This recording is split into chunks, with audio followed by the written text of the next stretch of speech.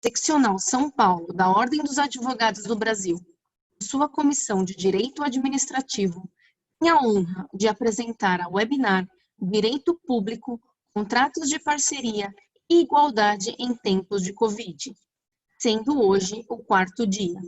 Crise e inovação no transporte público coletivo, evento promovido pela referida comissão com o apoio da Comissão de Cultura e Eventos. Com a palavra, senhoras e senhores, o doutor Guilherme Jardim, professor da FGV São Paulo e coordenador de licitações e contratos da Comissão de Direito Administrativo. Bom dia a todos, cumprimento a nossa audiência que nos prestigia nessa manhã de quarta-feira para debater um assunto tão importante como o transporte coletivo de passageiros, num período muito excepcional que nós vivemos atualmente com a pandemia. Agradeço em nome do Dr. Caio Augusto Silva dos Santos, presidente da Ordem dos Advogados do Brasil, seção de São Paulo, ao Dr. Ricardo Toledo, que é o vice-presidente da nossa OAB de São Paulo e é o responsável pelo trabalho das dezenas de comissões que integram a OAB de São Paulo, inclusive a Comissão Especial de Direito Administrativo, que promove este encontro. A Comissão de Direito Administrativo da OAB é presidida pelo Dr. Ronaldo José de Andrade, que figura hoje no nosso encontro como um dos palestrantes, ao lado do Dr. Guilherme Pellegrini, do Dr. Ivan Lima e da doutora Letícia Lins de Alencar, que além de palestrante também vai mediar as discussões de hoje. Agradeço a todos os palestrantes, agradeço a nossa palestrante mediadora, a doutora Letícia, que muito gentilmente aceitaram participar desse encontro conosco hoje, com uma grande expectativa. O setor de transporte coletivo de passageiros é dos mais importantes para que a sociedade funcione adequadamente. E, ao mesmo tempo, é um dos setores mais problemáticos no campo das concessões de serviços públicos. Temos uma situação histórica de prestação precária desse serviço, aliada a uma tentativa frequente dos governos, por força de normas legais e constitucionais, tornarem esses serviços mais regulados e melhor prestados do ponto de vista jurídico e do ponto de vista prático. Apesar de todos esses problemas que o setor vivencia há muitos anos, foi novamente afetado por essa situação excepcional da pandemia, que gerou impacto em todos os negócios públicos e privados, mas afetou de modo muito sensível o setor de transporte coletivo de passageiros. Primeiro, porque as pessoas deixaram de usar o serviço no primeiro momento por conta das normas mais rigorosas de isolamento social. E, num segundo momento, porque, por força das normas e das orientações sanitárias que pedem um distanciamento físico entre as pessoas, os veículos passaram a circular com uma lotação diminuída em razão da pandemia, o que significa menos arrecadação tarifária e, portanto, menos recursos para fazer com que o serviço funcione. Um serviço que demanda muitos investimentos, os veículos, os ônibus, são veículos caros, a sua manutenção é cara, e é um serviço que também depende de muita mão de obra de pessoal, muitas vezes que compõe uma parcela da nossa sociedade pouco favorecida do ponto de vista econômico. Então, as empresas que prestam serviço não podem, no momento da pandemia, simplesmente demitir todos os seus funcionários, porque, além disso, prejudicar o serviço, isso geraria um impacto social também. Então, é uma atividade que demanda aporte de recursos frequentes dos seus prestadores. Então, o desafio que nós temos na manhã de hoje é tremendo, poder conhecer um pouco a realidade desse setor e como ele está reagindo a essa situação. E por isso que nós convidamos grandes especialistas do setor público, do setor privado e da academia, para que nessa manhã nós possamos aprender um pouco mais sobre esse setor tão importante para a sociedade. Mais uma vez, em nome do presidente da OAB de São Paulo, Dr. Caio Augusto Silva dos Santos, Dr. Ricardo Toledo, vice-presidente, e do presidente dessa comissão, Dr. Ronaldo José de Andrade, cumprimento a todos, agradeço enormemente a presença dos nossos ilustres convidados e passo a palavra à doutora Letícia, que é a mediadora desse encontro e também expositora, para que faça todas as apresentações e conduza o debate com a maestria e o conhecimento que lhes são próprios. Muito obrigado a todos, um excelente webinar. Bom dia a todas e a todos. Agradeço ao Dr. Guilherme Jardim pelas gentis palavras e também pelo convite que me foi feito para estar aqui hoje com vocês nesse quarto evento do ciclo de webinars promovidos pela Comissão de Direito Administrativo da OABITS. Cumprimento também aqui os meus colegas de mesa virtual, o Dr. Ivan Lima, o Dr. Guilherme Pellegrini, o Donaldo, presidente aqui da Comissão de Direito Administrativo, a quem eu também agradeço pelo honroso convite que me foi feito. Bom, então, sem maiores delongas, como já colocado pelo Dr. Guilherme Jardim, o tema do webinar aqui de hoje é crise e inovação no transporte coletivo de passageiros, né? São muitos os setores que foram severamente afetados com essa crise do Covid, né? Diversos setores de infraestrutura, diversos setores da atividade econômica, enfim, e esse setor em especial, ele foi drasticamente afetado, e eu acho que quando a gente fala no setor de transporte público coletivo, a gente tem que ter em vista que existem pelo menos 3 frentes de impacto, vamos dizer assim, que devem ser considerados quando a gente faz qualquer tipo de análise, né? Tem tanto a perspectiva do usuário, que deve ser considerada, a gente tem a perspectiva também do poder público, e a gente tem também a perspectiva dos concessionários ou dos permissionários, né? Então, eu queria aqui na minha exposição, que é a que antecede a dos demais expositores, do Dr.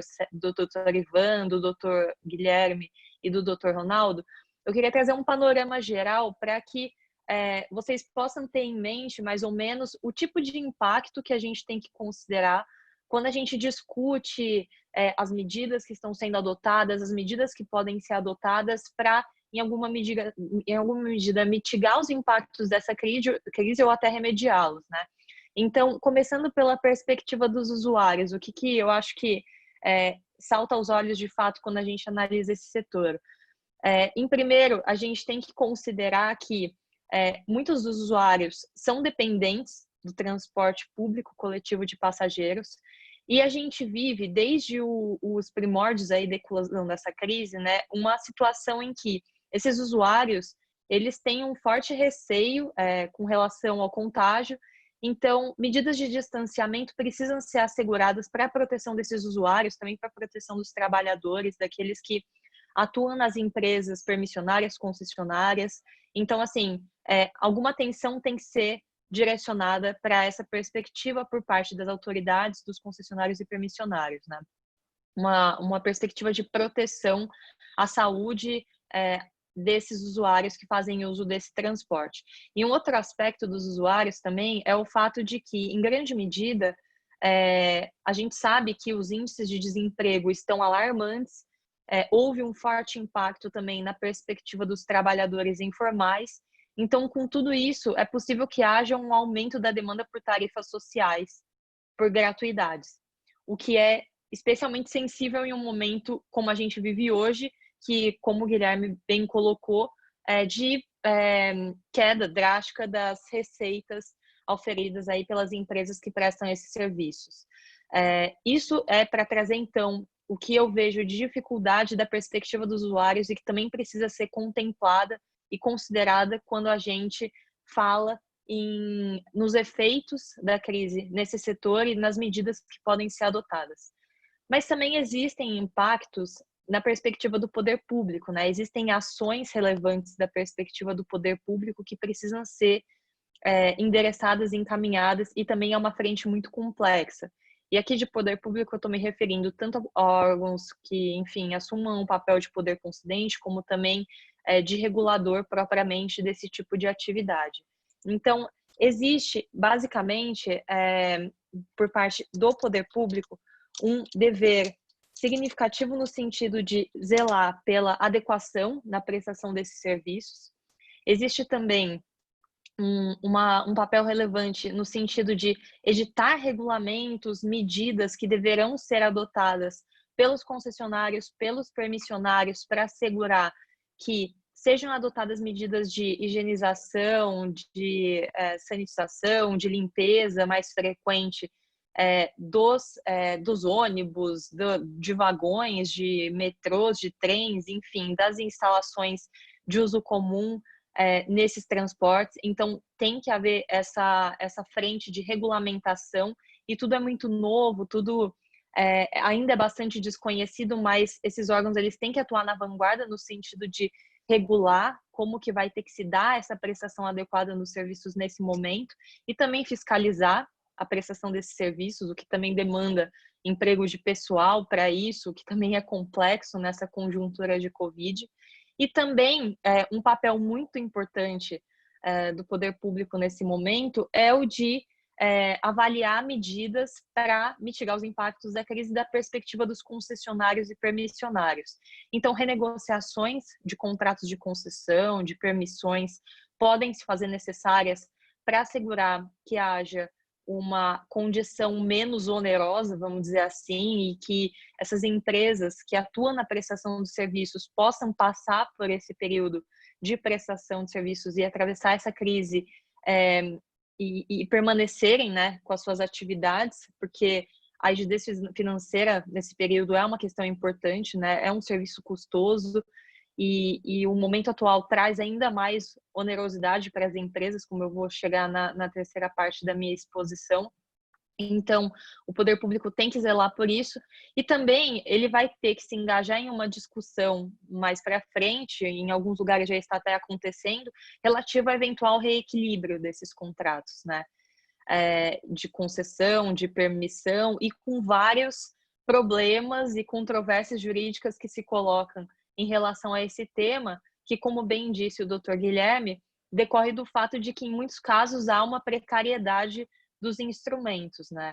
E o STJ ele tem vários julgados no sentido de que não cabe reequilíbrio de contratos celebrados sem licitação, o que traz uma boa dose de complexidade ainda maior em relação ao tipo de medida que vai poder ser adotada para mitigar os impactos ou remediar os impactos dessa crise aí por parte do poder público junto aos concessionários e permissionários.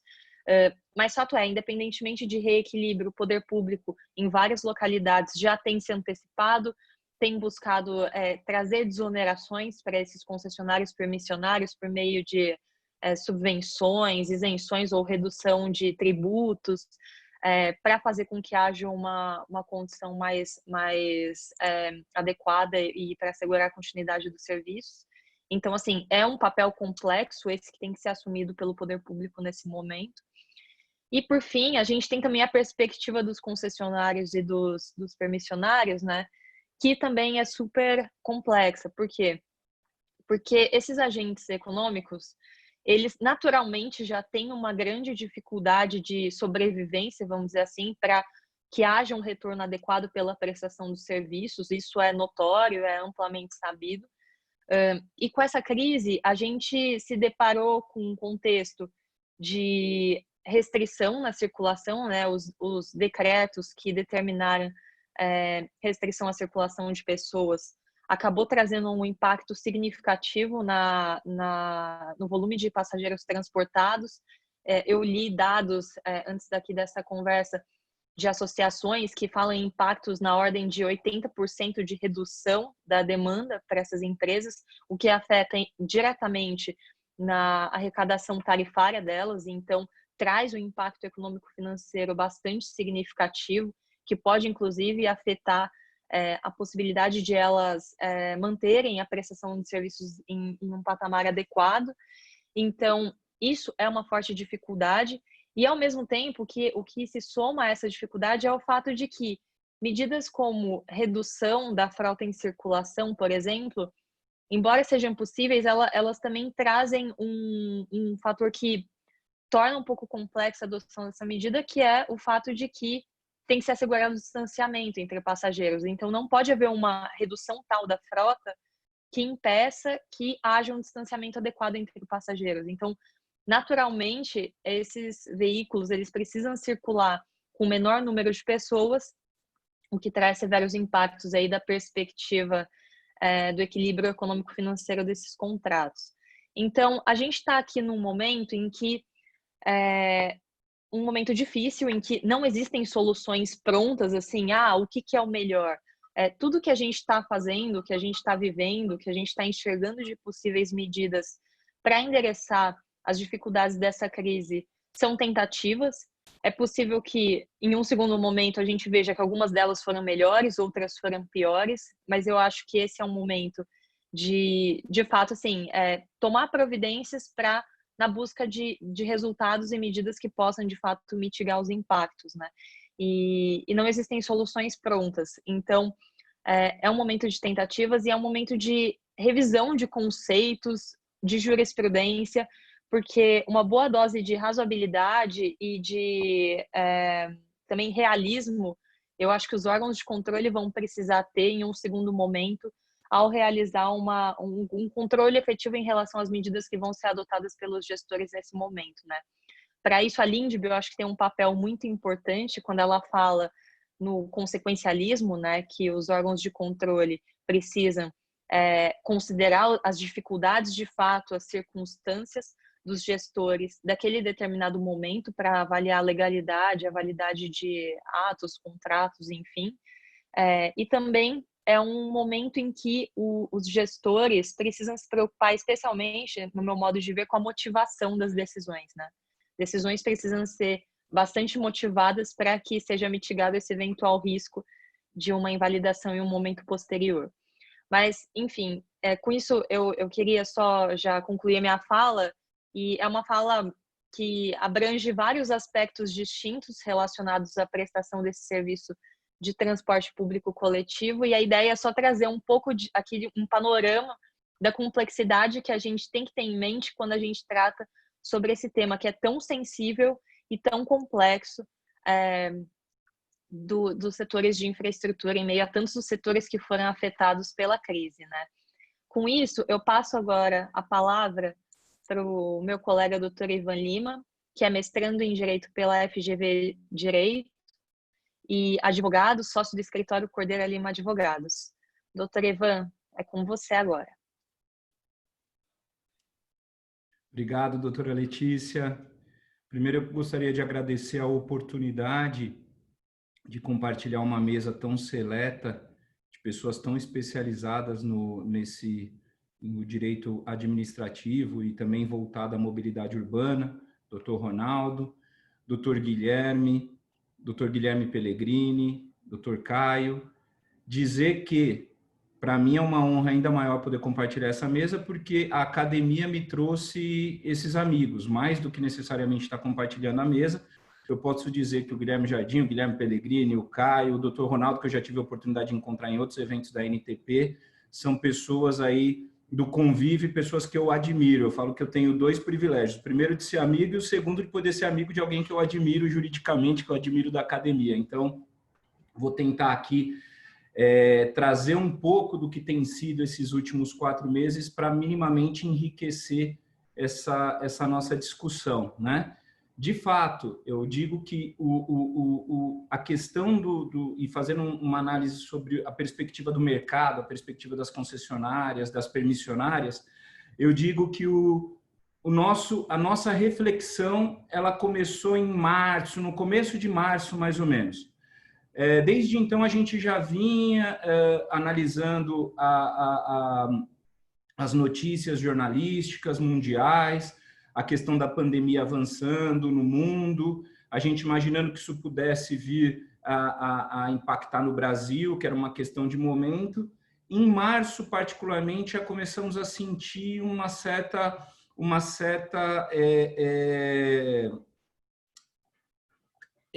invasão do problema no Brasil, particularmente na questão da demanda.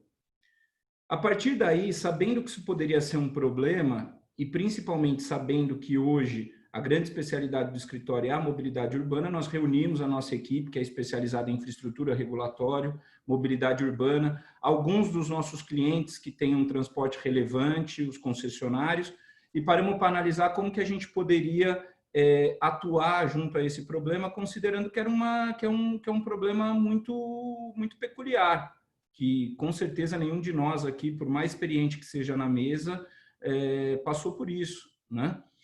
E aí o primeiro ponto de discussão hoje nós temos dois tipos de contrato de concessionários aqui no escritório. Primeiro, um contrato de concessão, os mais antigos, onde a questão da demanda é na alocação de risco, o risco do concessionário. Nós temos esse tipo de contrato, particularmente aqui a região metropolitana de São Paulo, Belo Horizonte e outros tantos. São contratos que datam de 2006, 2008, por aí. Aí nós temos um outro cenário de contrato de concessão, onde a demanda ela é um risco compartilhado, engatilhado. A partir de determinados gatilhos, esse risco ele vai sendo compartilhado entre o poder concedente e o poder e o concessionário. Particularmente, a gente resolveu avaliar o seguinte. Bom, primeiro ponto, vamos verificar o pior cenário. No pior cenário, que é o de risco de demanda alocado completamente ao concessionário, esse fato da pandemia é um fato que, partindo da premissa de que ele vai ter uma queda abrupta da demanda, é um fato passível de pedido de requerimento de desequilíbrio? Primeiro ponto. E aí nós começamos a refletir sobre isso e entendemos o seguinte, que o risco da demanda nos contratos de concessão de transporte coletivo, ele tem um limite, o limite da ordinariedade, o limite da onde o concessionário consiga lidar com a oferta daquilo. Vou dar o exemplo da região metropolitana de São Paulo, onde os contratos de concessão eles têm um anexo que diz que no horário de pico você pode ter no máximo 6 passageiros por metro quadrado. Os contratos de concessão de transporte normalmente têm esse anexo. Estou dando um exemplo de São Paulo, porque nós estamos falando aqui no estado de São Paulo, particularmente da OAB de São Paulo. Muito bem. Eu tenho 6 passageiros por metro quadrado no horário de pico, um pouco menos no horário de vale, né, que são aqueles horários onde você não tem muita demanda. Quando você tem uma variação da demanda, principalmente dada a sazonalidade do transporte coletivo, em época de carnaval, ou em época de férias escolares, ou em época de feriados e etc., você, como concessionário, o concessionário consegue mitigar esse risco na medida em que ele põe mais ou menos oferta na rua. Quando você tem um evento de pandemia, a demanda ela cai tanto, mas ela cai tanto que você não consegue suportar reduzindo a oferta. Por menor oferta que você coloque, a queda da demanda ela é tão significativa, e aí esse dado que a doutora Letícia fez, o apontamento da queda de 85%, é um dado da Associação Nacional do Transporte Urbano, um dado muito preciso, e realmente é o que aconteceu, doutora Letícia. Você não consegue dar conta de reduzir a oferta a tal ponto de fazer pagar esse custo. Não bastasse isso, você tem um segundo problema, porque na pandemia, você reduzir a oferta significa, no mínimo, você manter esses 6 passageiros por metro quadrado, o que tem que ser reavaliado também na medida em que você precisa colocar medidas para que esses 6 passe a ser 8, ou passe a ser 10, ou passe a ser 12, para evitar que as pessoas tenham um momento de aglomeração ali, especialmente no horário de pico. Então, de um lado, você tem uma queda significativa da demanda, do outro, você não tem um controle de oferta tão significativo a ponto de conseguir reduzir isso, e um terceiro fator que você precisa ter uma oferta não tão diminuída a ponto de mudar esse parâmetro do anexo do contrato de concessão e ter mais metro quadrado em relação a passageiros que estão ali dentro. Muito bem. Considerando isso, nós entendemos que existiria aí, sim, uma exceção à questão da alocação de risco da demanda no contrato e que, portanto, seria um fator de desequilíbrio. Que tipo de desequilíbrio? Um desequilíbrio causado pelo caso fortuito, força maior, ou pelo fato do príncipe?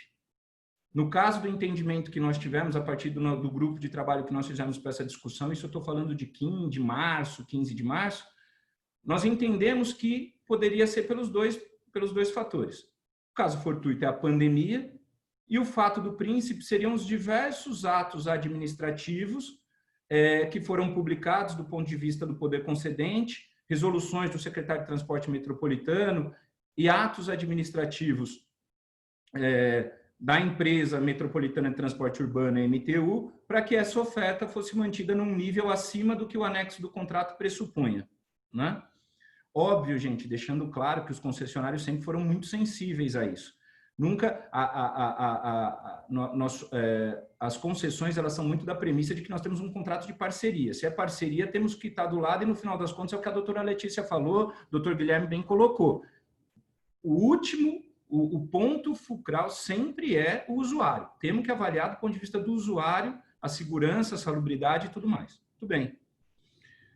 Nós entendemos que esses dois pontos seriam razão para o desequilíbrio. A partir daí, nós passamos para um segundo nível da discussão.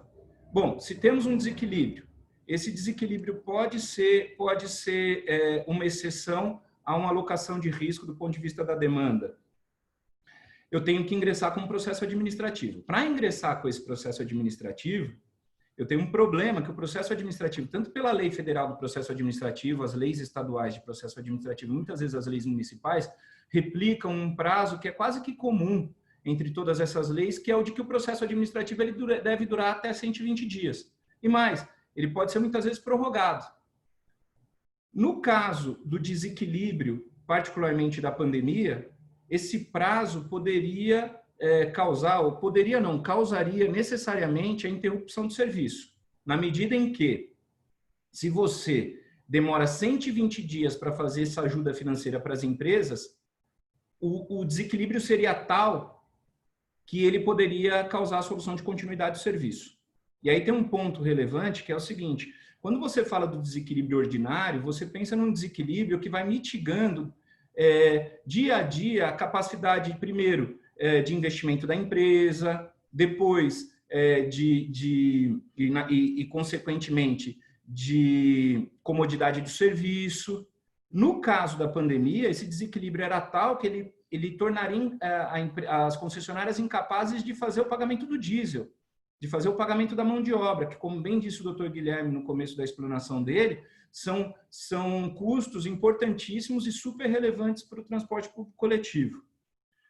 Bom, pensamos então que a solução seria se valer de um artigo de lei, da Lei Federal de Processo Administrativo, que é replicado não de forma absolutamente igual na Lei do Processo Administrativo de São Paulo, mas que tem várias leis de processo administrativo estaduais, que é a possibilidade de medida cautelar, de concessão de medida cautelar em processo administrativo.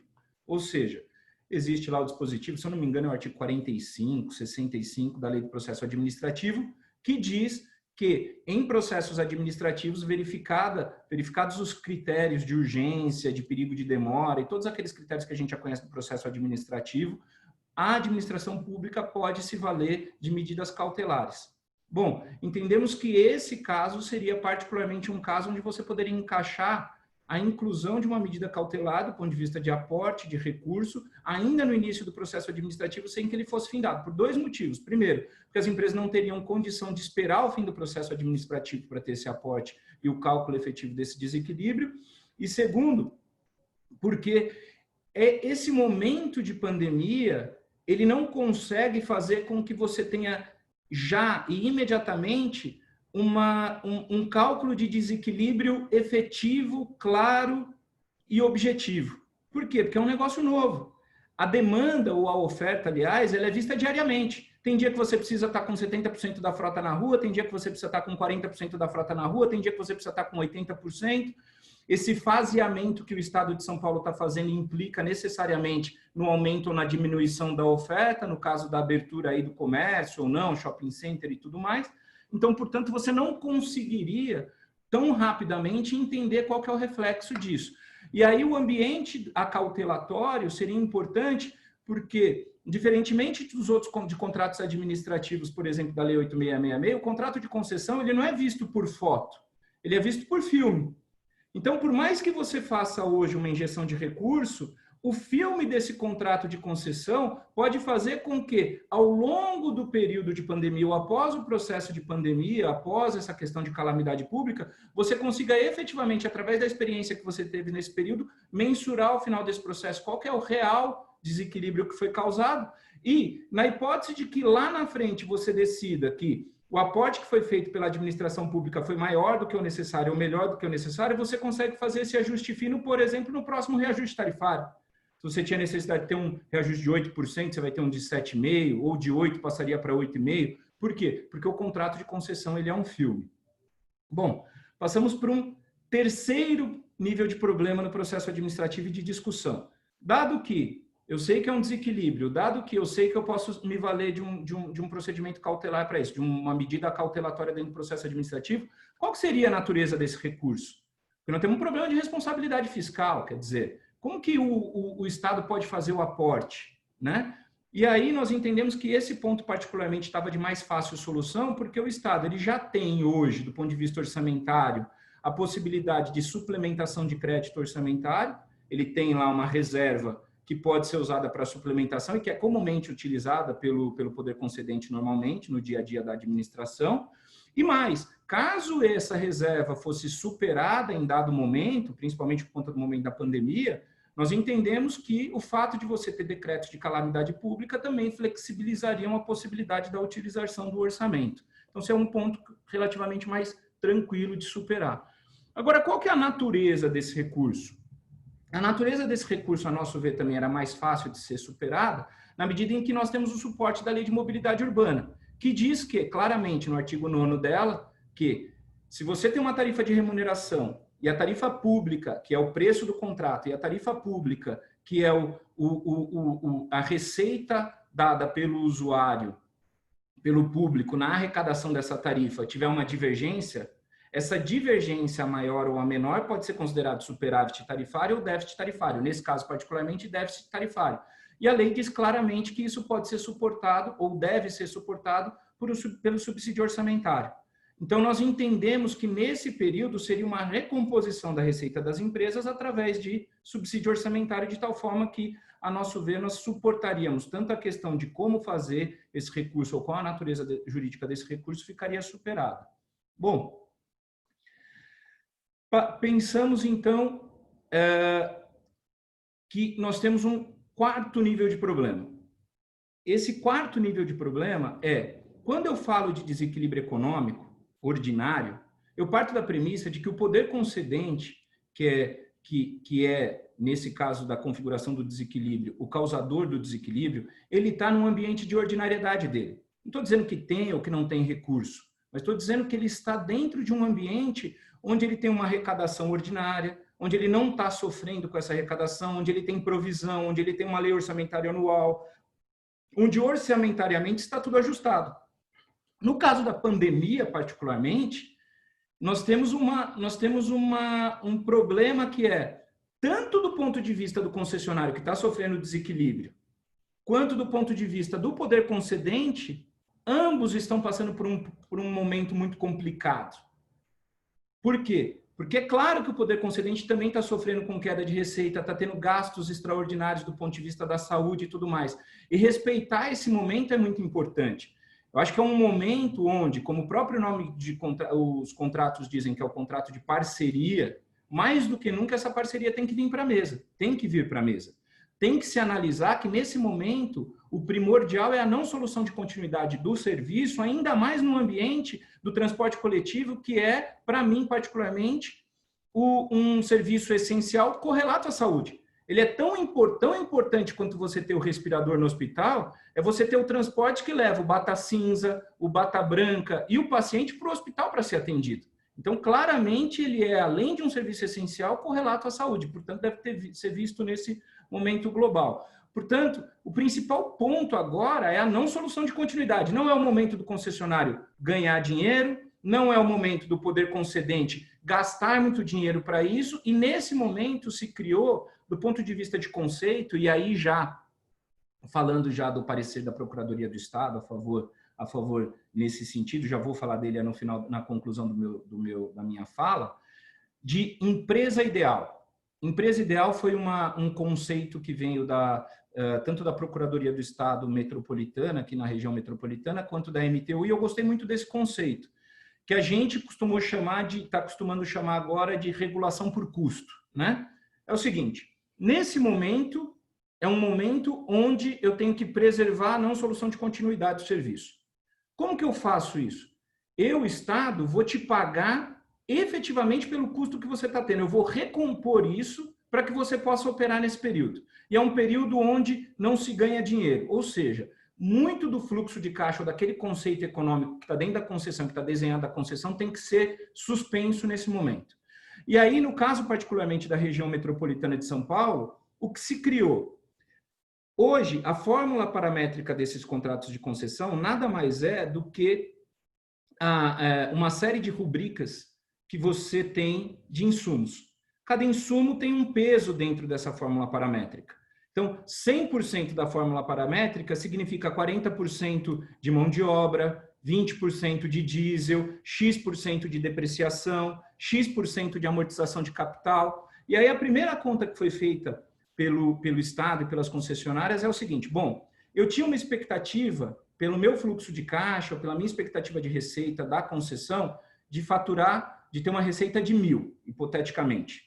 Se eu tinha que ter uma receita de 1.000 para manter o meu serviço full dentro de uma situação ordinária, e eu estou operando com 50% da minha frota, também hipoteticamente, eu preciso trazer essa nova perspectiva de receita para dentro do contrato. Então, particularmente, o que foi feito? Você pega determinadas rubricas, coloca lá, se 100%, se 40% da mão de obra faz parte de um insumo de 100% que eu teria de receita, eu vou reduzir isso para 50% agora. Vou reduzir o diesel para 50%. Vou reduzir uma série de outros insumos para 50%, com exceção particularmente de 2, que gerou uma discussão muito forte que foi superada. O primeiro, a remuneração de capital, que dentro do ambiente econômico é quase que o lucro. Olha, nesse período eu não vou te pagar pelo teu lucro. Então, a rubrica remuneração de capital eu vou zerar. Eu zero. Não é o momento de você ter essa remuneração. Por outro lado, a rubrica depreciação eu vou manter em 100%. Por quê? Porque a depreciação nada mais é dentro do ambiente que é o pagamento desses investimentos que você faz, que é essencialmente, como disse o Guilherme Jardim, a frota, que é o que faz rodar o ônibus, que é o que faz levar o passageiro e deslevar, né? E aí, nesse momento, particularmente, trazer de volta, nesse momento, particularmente, se decidiu que no ambiente da depreciação se manteria 100%, remuneração de capital 0%, e o resto reduzido 50%. Bom, superado essa questão de critérios objetivos, nós conseguimos minimamente desenhar, dentro desse processo administrativo, um requerimento que seguiu lá dentro e que foi analisado pela Procuradoria do Estado, pela CJ da STM, com algumas peculiaridades, por exemplo, particularmente resumindo a questão do fato do príncipe e do caso fortuito ou força maior não foi reconhecido pela Procuradoria do Estado. A Procuradoria reconheceu o que que eles chamaram de teoria dos danos diretos e imediatos. Eu entendo qual foi o racional da Procuradoria, porque ela não pode fazer com que isso se reflita, acho que no Estado inteiro, né, nos diversos contratos, que isso tem que ser analisado caso a caso. No caso do transporte, ela entendeu que era cabível. E na questão do desequilíbrio cautelar, a diferença entre o nosso pedido e o que foi aceito pela Procuradoria do Estado foi que eles entendem que a gente entende que o aporte do recurso tem que ser no ambiente vencendo para não ter problema de fluxo de caixa, ou seja, no início do mês eu já faço uma expectativa e a Procuradoria entende que tem que ser no mês vencido. A cada mês você faz o cálculo, aplica essa fórmula que ainda está sendo discutida em âmbito cautelar e faz o aporte do recurso. Bom, conseguimos superar isso, já estou caminhando para o final, porque eu já extrapolei meu tempo aí 1 minuto e meio. Ao superar isso, agora nós temos hoje um processo rígido. Em São Paulo, particularmente, isso aqui foi refletido no Brasil inteiro, em vários lugares do Brasil, mas particularmente nós temos um processo mais avançado, porque a Procuradoria do Estado de São Paulo é muito sofisticada nessa discussão. A discussão fica muito mais fácil, porque como o Estado de São Paulo tem muita concessão, a discussão e os procuradores do Estado de São Paulo estão muito preparados para debater esse tema. Então a gente consegue fazer uma discussão um pouco mais sofisticada. No ambiente de outros estados e municípios, a gente ainda está um pouco mais embrionário, porque a gente precisa passar por um processo de convencimento, tudo mais, mas também tem caminhado muito bem. O atual problema, para eu poder passar a bola aí e cumprir o meu prazo. Hoje, nós temos um processo rígido, um processo bem feito, um processo em âmbito cautelar que no final da pandemia vai terminar, mas falta recurso. O recurso de março, o recurso de abril foram pagos, o de maio e junho estão atrasados, e nós estamos agora com uma discussão de que o Estado não tem dinheiro para fazer esse aporte também, né? E como que isso tem tentado ser solucionado aí pelo mercado? Nós ficamos numa expectativa muito grande por essa ajuda que foi votada recentemente no Congresso Nacional, do ponto de vista de ajuda aos estados e municípios. Ao longo da votação, nós percebemos que os estados e os municípios estão com uma dificuldade de recurso tão grande que provavelmente esse recurso, como não foi direcionado para o transporte, vai ser usado para pagamento de folha. Então, a gente está entendendo que esse recurso também vai ser muito difícil captar. E estamos numa expectativa, através da Associação Nacional do Transporte Coletivo, do Transporte Urbano, junto ao Congresso Nacional agora, para fazer valer e lutando pela aprovação da medida provisória,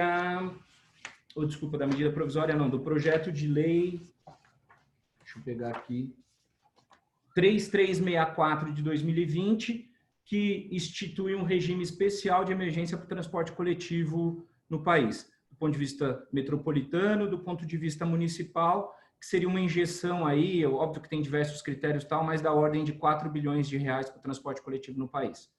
Esse é um pouco da experiência do que a gente tem passado, naturalmente bem resumida, mas acho que o suficiente para a gente conseguir engrandecer aí a discussão e poder nos dedicar ao problema particularmente transporte coletivo. Agradeço a todos a oportunidade de falar e poder passar um pouco do que a gente está vivendo aí nesses últimos meses intensamente. Muito obrigado, Guilherme, Ronaldo, Letícia. Muito obrigada, doutor Ivan. Excelente exposição, extremamente atual. Acho que foi uma aula poder aprender aí o que está acontecendo nesse momento, né? Assim, acho que foi uma exposição super fresca assim, em relação às alternativas que existem. Então, te parabenizo pela exposição. Achei muito interessante a ideia da medida cautelar que você trouxe. Eu acho que é super válido, de fato, e como você bem disse, né, é um momento que a gente ainda não consegue precisar o exato impacto desse desequilíbrio. E, sem dúvida alguma, esse tipo de medida cautelatória serve para minimizar o impacto, né, o valor a ser reequilibrado em um segundo momento, ao mesmo tempo que dá uma resposta mais rápida para essas concessionárias, enfim, no seu dia a dia. Então, assim, acho que é uma perfeita solução do ponto de vista processual. Acho que não tem nenhum óbice jurídico, de fato. Não há dúvidas de que há uma possibilidade de reequilíbrio, de que há possibilidade de renegociação, né? Questões envolvendo equilíbrio econômico-financeiro já foram reconhecidas, inclusive a nível legal, de que são passíveis de transação, então é um direito disponível, né? Então, assim, eu acho que é uma solução muito adequada e pertinente para esse momento. E eu gostei também do que você disse em relação ao fato de que, ainda que esteja alocado o risco de demanda, né, para os concessionários, enfim, existe um limite dentro do qual esse risco é admissível que esteja 100% alocado para o concessionário, né? E aí cabe aquela distinção da teoria econômica em relação a riscos e incertezas, né? O que é risco e o que é incerteza? O risco aquilo que pode ser imaginado, dimensionado e, portanto, alocado a uma das partes, né? A incerteza está completamente fora disso. E aí é onde está o do equilíbrio econômico-financeiro propriamente dito.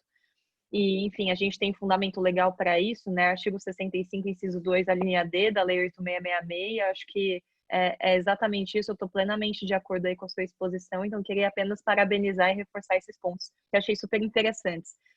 Sem maiores delongas, então, passo aqui a palavra para o Dr. Guilherme Pellegrini, que é procurador do Estado de São Paulo e tem atuado junto à Artesp nesse momento e vai também poder trazer uma perspectiva super interessante aí do lado da administração pública. Dr. Guilherme, por favor. Oi, obrigado, Letícia. Bom, agradecer novamente o convite aí ao Guilherme, ao Ronaldo, ao Caio pela organização. Bom, tem muita coisa para a gente falar de transporte coletivo, né? Acho que tem a questão da crise atual específica do Covid, que o Dr. Ivan abordou aí muito bem em detalhe, em profundidade. Tem uma crise mais geral do transporte coletivo que, no meu ver, já existia antes do Covid, né? Que é um serviço que você tem o desafio da universalização, mas, ao mesmo tempo, ele vinha sendo, de certa forma, desafiado pelo surgimento aí de tecnologias que discutiam se podia ou não ser prestado por aplicativo. E também tem uma questão econômica que a gente notava até no transporte intermunicipal, que é o fato de a demanda tradicionalmente não acompanhar o crescimento da economia, né? Muitas vezes, quando a pessoa ganha um pouco de renda, vai enriquecendo, muitos municípios ela foge do transporte coletivo, né? Compra o carro, compra uma moto e, enfim, não é que nem o transporte, a exploração da rodovia que a receita cresce. Então, assim, já tem essa crise mais geral, os desafios gerais do transporte coletivo, que a Letícia também abordou um pouco. O que eu queria trazer aqui para já dar uma mesclada nos temas, era fazer uma discussão mais teórica sobre serviço público e transporte coletivo, porque eu acho que vale a pena trazer esse tema, porque ele está bem em voga em virtude de discussão na STF e também discussão acadêmica, que é uma discussão assim mais polêmica, que resvala no ponto de se é realmente necessário, pelo regime constitucional, a gente licitar ou não o transporte coletivo. Eu sei que assim é um tema bem polêmico, e eu falo aqui a minha opinião pessoal, né? Longe de eu poder falar pela Procuradoria, de eu estar autorizado a isso. Por que eu acho que vale a pena discutir isso? Em nos últimos anos, a União editou uma nova lei de transporte coletivo, a 12.966, e o que basicamente a União pretendeu fazer com isso foi copiar no transporte rodoviário um regime muito parecido com o que foi feito no transporte aéreo da década de 90, né? Então, na década de 90, o transporte aéreo eliminou-se monopólios regionais que tinham para algumas empresas estatais, e estabeleceu-se um regime de liberdade tarifária, né?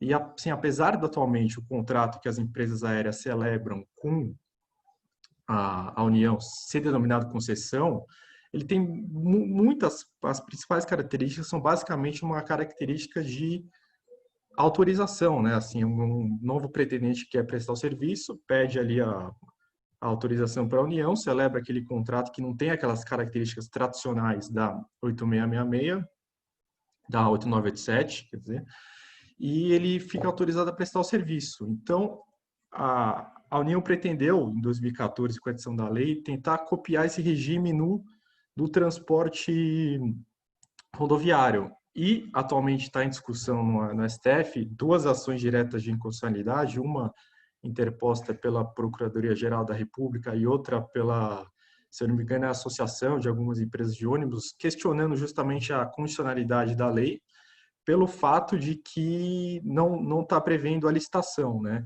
E aí que surge a principal discussão teórica, né? Será que o artigo 175 da Constituição necessariamente exige uma prévia licitação? No meu ver é o seguinte, acho que tem uma certa confusão no assunto por conta do seguinte: um serviço público, no meu ver, você pode ter a prestação tanto no mercado, quer dizer, uma competição no mercado, o que seria diversos prestadores competindo entre si, que é o que basicamente existe no transporte aéreo e até em alguns outros setores de serviço público, como telecomunicação. E nesse caso, a competição é estabelecida não com uma prévia licitação que vai selecionar só um, mas uma competição, se não é um mercado perfeito, uma certa regulação que vai, na medida do possível, trazer uma competição mais próxima do que seria a um mercado de competição perfeita. E diversos prestadores no dia a dia vão competir entre si, que é o que dá para a gente ver mais como tipo ideal no setor aéreo. Ao você fazer uma licitação, a licitação assim, não é um fim em si mesmo, como acho que às vezes uma visão mais distorcida vê. A licitação, ela é um simulacro de competição que você vai usar para transpor ali para o momento da licitação toda a competição que você não consegue ter durante a prestação do serviço público, nas décadas que o serviço público vai ser prestado. Então, se você chega à conclusão que é melhor você licitar e você escolher um prestador exclusivo, aí você licita o serviço. Se tudo der certo, tem uma competição grande no momento da licitação, e aí que você captura aí, por menor tarifa ou por maior outorga, a competição que teria durante a prestação do serviço. Mas quando você faz isso? Você faz isso ou quando você está tratando com setores que são monopólios naturais, como rodovia, ferrovia, metrô, ou quando você tem algumas outras justificativas que exigem que você faça alguma licitação para atingir alguns objetivos. Por exemplo, você entende que você precisa criar um monopólio para fazer um subsídio cruzado, dar uma região inteira para linhas superavitárias compensar linhas deficitárias. E então, isso, por exemplo, justifica você licitar, mas eu entendo, de certa forma, distorcido você entender que necessariamente por conta disso sempre vai precisar existir licitação. No meu ver, o artigo 21 da Constituição, que é o artigo que está no mesmo artigo, transporte aéreo e transporte rodoviário, no 21.13, ele prevê autorização, concessão ou permissão. Então, assim, no meu ver, em tese, no plano abstrato, qualquer tipo de serviço público você pode prestar ou por concessão ou por permissão ou autorização. O que vai levar, o que a Constituição exige propriamente é a competição, né? Até o princípio geral do 170. Você não pode ter uma autorização para uma pessoa específica, né? Aí realmente você está distorcendo o regime constitucional. Então, no plano abstrato, acho que você pode optar por esses 3 regimes. E aí o que vai levar você a escolher qual mecanismo você vai utilizar no caso concreto é muito mais as características fáticas do serviço e assim a dinâmica regulatória econômica que você vai encontrar ali do que uma obrigatoriedade constitucional. Assim, acho que ninguém que se propusesse a pensar o assunto, iria defender que o trecho aéreo São Paulo-Rio você precisa licitar. Não tem sentido. É muito melhor que várias empresas compitam entre si no mercado. E, assim, é muito típico do setor aéreo isso. Os trechos não são licitados e nem os slots aeroportuários são licitados. Então, no meu ver, é muito válida essa tentativa da União de fazer um regime parecido com o setor aéreo. Eu acho, assim, por que a gente precisa ter um só prestador no trecho rodoviário São Paulo-Rio, ao invés de ter várias empresas competindo entre si? Eu não vejo sentido de assim, ter que licitar o transporte rodoviário. Mas o que causou uma certa confusão, no meu ver, é que há muitas ações questionando a falta de licitação no âmbito municipal ou estadual. Mas quando a gente olha, por exemplo, no âmbito municipal, é um setor que é muito subsidiado, né? Aqui na cidade de São Paulo, o município precisa subsidiar o serviço para ter todos os benefícios sociais que ele tem. Tem também, às vezes, o problema do trânsito, que não é inviável você ter várias empresas competindo entre si. Então, isso leva a você a optar por um prestador exclusivo. É claro, aí sim, como você vai optar por um prestador exclusivo, você precisa ter uma prévia licitação. Mas no âmbito interestadual, aí já não tem essa situação. A União não tem, assim, o desafio de universalizar o serviço, ela não precisa que todos os municípios tenham viagem interestaduais com todos. Então, ela entendeu que era uma regulação econômica muito mais viável e proveitosa ter vários prestadores competindo entre si. Então, assim, acho que o que leva a você optar por um regime ou outro é muito mais as características fáticas do que uma obrigatoriedade teórica, constitucional de existir prévia licitação. E você pode ter aí acho que o que tem nos estados muito é às vezes situações limítrofes, né? Será que vale mais a pena eu licitar ou vale mais a pena eu autorizar? E assim, no meu ver, em tese, no plano abstrato, qualquer serviço público pode ser prestado por um jeito ou outro, né? Por exemplo, se a gente imaginar num futuro aí que o serviço de transporte coletivo fique muito mais barato, por exemplo, hoje a gente tem uma verdadeira corrida, né, por bateria elétrica, as principais montadoras estão competindo por isso. Tem também o avanço de inteligência artificial para ter veículos autônomos. De repente, no futuro, a gente tem ônibus com bateria elétrica e autônomo que barateiam muito o custo do serviço. E se, de repente, os estados se veem numa situação que todas as linhas intermunicipais elas são superavitárias e não só são superavitárias pelo baixo custo de serviço, como pode ter vários prestadores competindo entre si. Se você se depara numa situação como essa, de repente o melhor é você liberar todos que queiram prestar o serviço para eles competirem no dia a dia, né? E então o que levou, no meu ver, assim, o diagnóstico do Estado de São Paulo fazer a tentativa de licitação, que já vem sendo planejada há muito tempo, era o diagnóstico de que 70, se não me engano, 70, quase 80% das linhas nos estaduais eram deficitárias ao você prever para essas linhas um determinado parâmetro de qualidade que o Estado entendia devida. Então, qual o diagnóstico que o Estado fez? Se eu tenho muitas linhas que são deficitárias, eu preciso fazer um subsídio cruzado, quer dizer, eu preciso alocar uma mesma região para o mesmo prestador, para ele ter as linhas superavitárias e deficitárias junto, e ele conseguir prestar o serviço para todo mundo e fazer esse subsídio cruzado. Mas, ou seja, o que leva essa opção para a licitação nesse caso é muito mais essa característica fática do que uma obrigatoriedade constitucional de prestar o serviço, né?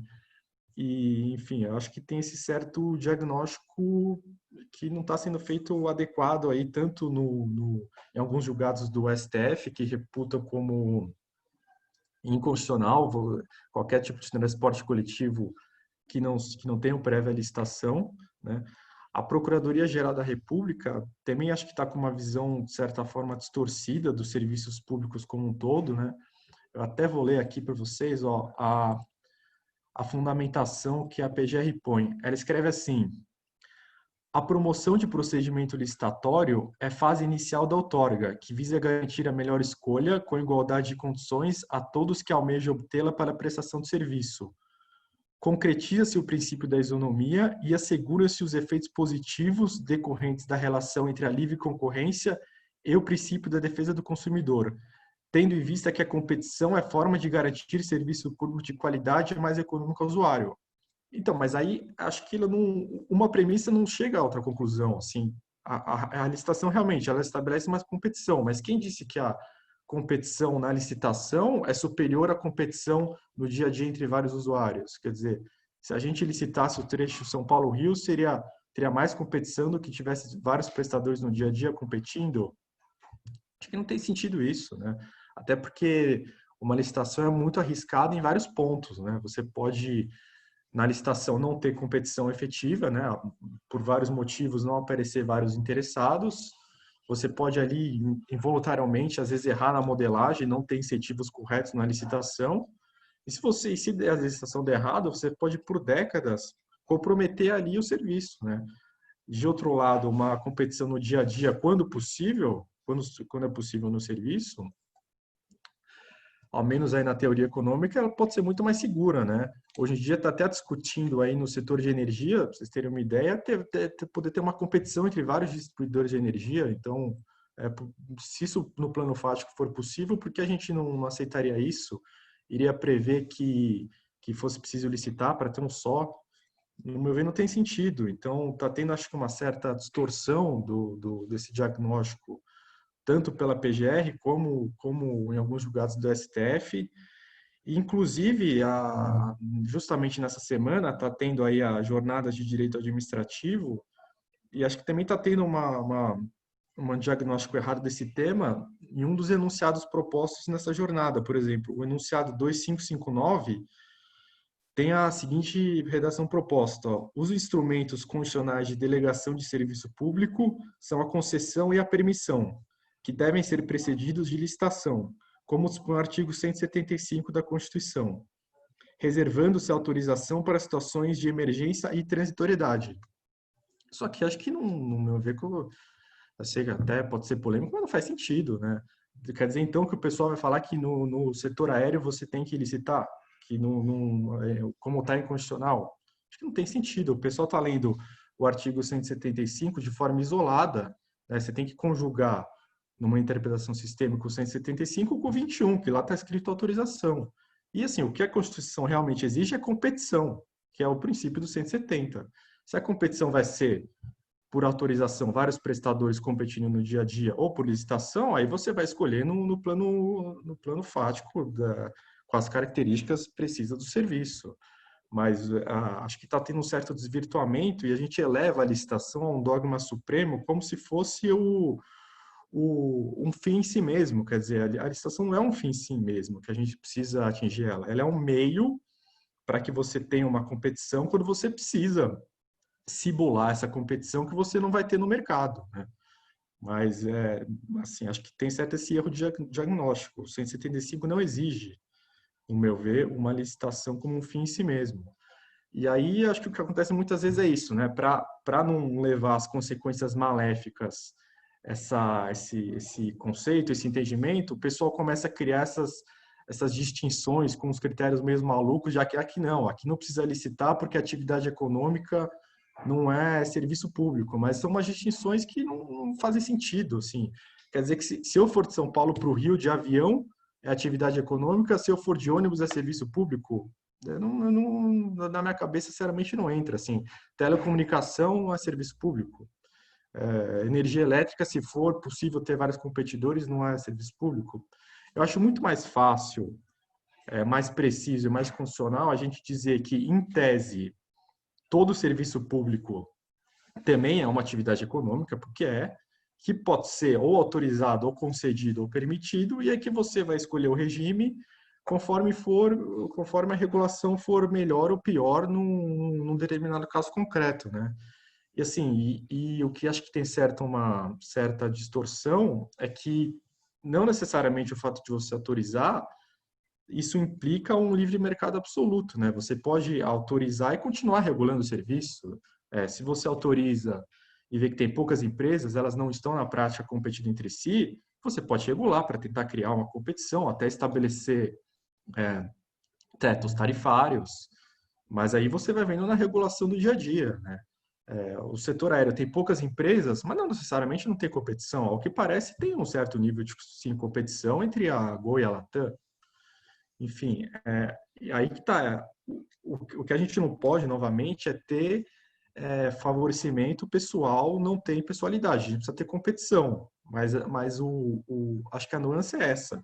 Da mesma forma que a gente elimina a competição quando a gente só autoriza um prestador, o que obviamente não pode, é legal constitucional, a gente também elimina a competição quando a gente faz a concessão só para um, não precisando fazer isso, em um cenário em que poderia ter vários prestadores de serviço competindo entre si, né?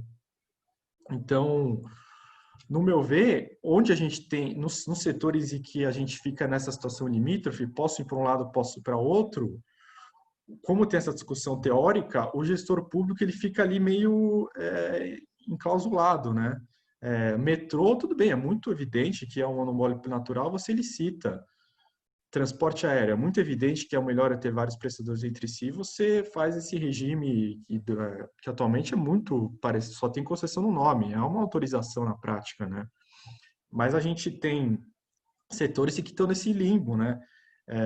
Então, no meu ver, tipo, se eu fosse gestor hoje estadual, num estado que eu poderia pegar o transporte coletivo intermunicipal ou conceder ou licitar, eu não sei o que eu faria, né? Porque, de um lado, você, de repente, pode concluir que o melhor é ter uma autorização de vários prestadores entre si, mas, de outro lado, você tem o STF, né? Que até propôs uma proposta de repercussão geral, a 854, dizendo que o transporte coletivo não pode ser autorizado, e você tem aí uma visão, acho que mais dominante na academia, que também acho que está distorcida do meu ver, dizendo que também não pode isso. Então, eu acho que está tendo uma certa confusão nisso, e é uma discussão que aproveita a pode ser estendida no plano teórico a todos os serviços públicos, né? Porque, assim, o 175 da Constituição é um serviço público em geral e pode ser estendida a vários campos. Então,